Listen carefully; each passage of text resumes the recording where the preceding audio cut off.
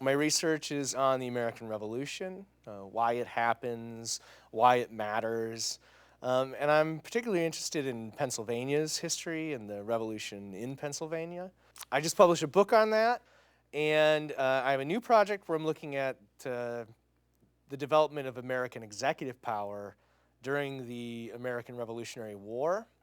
And I'm going to look at their governors and what they did during the Revolutionary War. But all that traveling, gave me the ability to write this, which is my first book, which is on the American Revolution in Pennsylvania and the creation of its state, like why that happens, how that happens. And I'm hoping that the research fellowships that I have will let me or give me the ability to finish up the next book looking at the development of American executive power.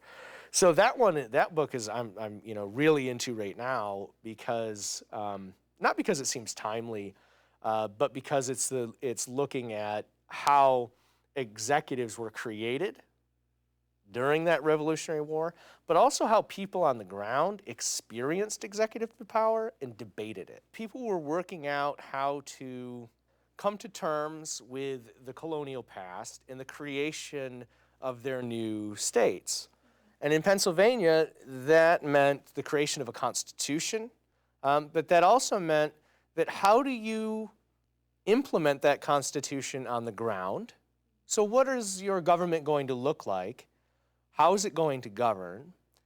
And how are you going to do all of this at the same time that you're trying to fight the Revolutionary War?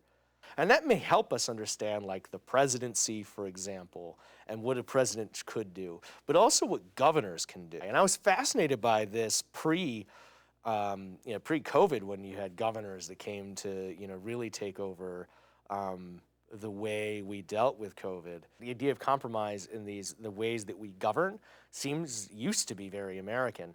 I'm not quite sure if we're there anymore. An institution like the American Philosophical Society or the Robert H. Smith International Center for Jefferson Studies provides monetary funds for academics to further their research using their collections.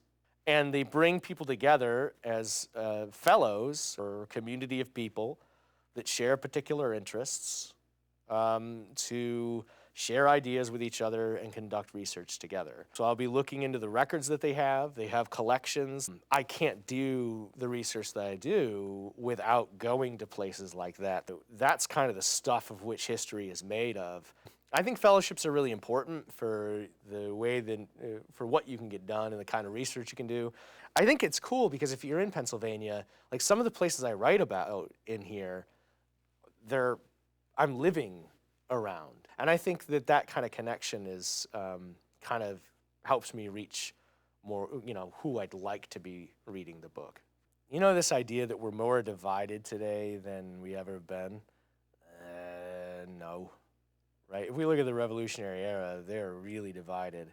We like to think of the Revolutionary generation as all of one mind, and they're all thinking the same thing, right? There's the founding generation, and they all think the same way. Well, they don't. They disagree, and half of them hate each other. I mean, just look at Jefferson and Hamilton. There are these moments in, like, the 1760s where it seemed like that unrest could do two possible things. Nothing. It could have been an outlet for people's anger and tension and rage against particular political systems and the way they operated, not just the British Parliament, I'm thinking 1760s, not just British Parliament, but the way the colonial governments actually operated. They're hoping that there's going to be change, but they don't know. And I think that we can, if we think about it that way, and we're in this time now where it can feel, very uncertain. It can feel very divided. It can feel even very scary. We don't actually know what it's going to look like in a year. But we do know that we have hopes for what it will look like in a year. And I think what we can take away from the 1760s and 70s is if we work to achieve what we want to be as our hopes and our aspirations and goals for the future, that perhaps we can achieve them. But we still don't know. And we need to harness that uncertainty to really work harder to achieve what we want. just like people in the 1760s and 1770s did.